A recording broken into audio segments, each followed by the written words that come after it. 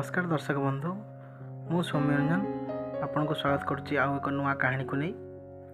कहानी शीर्षक बुद्धि थिले उपाय मिले। थरे घरमणी जंगल रे चरु चरु बाटबणा हो गला। हठात ता सामना रे महाबल बाघ हाजर हो गला। घरमणी को कहला मु तोते खाइबी। घरमणी बहुत डरी गला हेले बुद्धि खटाई एक उपाय बांचिला। बाघ को कहला आपण हेले राजा, केते जीवजंतु खाई मुह दांत असना हो जाइथिबो।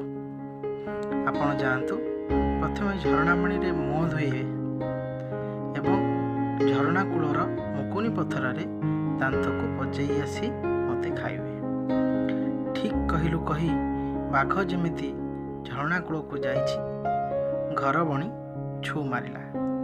हेले जाऊ जाऊ संध्या हो गला एवं घरमणी गोटे गुंफारे आश्रय नेला।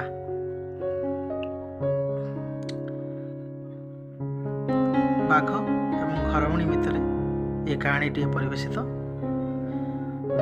से जो गुंफारे आश्रय नेला से थिला सिंहर घर। सिंह जेमिति गुंफारे पशिछि देखिला अंधार रे आखि दुईटी चिक चिक करुछि। गर्जन करी पचारिला किए रे तू?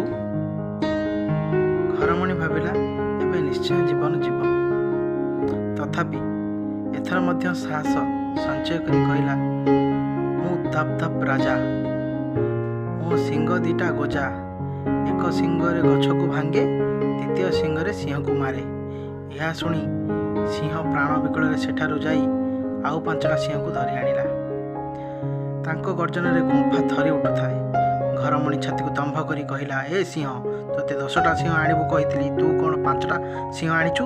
आज तोते आगो खाइबी। यह शुणी सिंह माने भाबिले एई सिंह हमको एठी को मारिबा पई आनिछि। जे जेउ आडे पारिले प्राण विकल रे धाइले। सकाळ हेबारु घरमणी घर को फेरिला। निजर उपस्थित बुद्धि जोगु घरमणी निज ठारू शक्तिशाली जंतु ठारू मध्य निज जीवन बंचाई पारिला।